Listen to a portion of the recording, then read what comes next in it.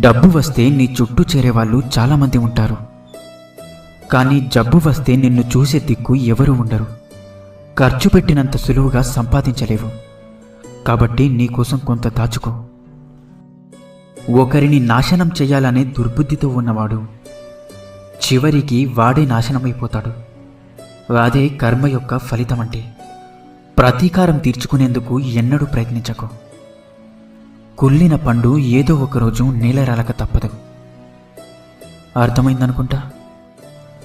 ప్రపంచంలోనే అత్యంత ఖరీదైన వస్తువు నమ్మకం. సంపాదించడానికి సంవత్సరాలు పడుతుంది. అది పోగొట్టుకోవడానికి ఒక్క క్షణం చాలు. 100 సార్లు విను, 1000 సార్లు ఆలోచించు, ఒక్కసారి మాట్లాడు.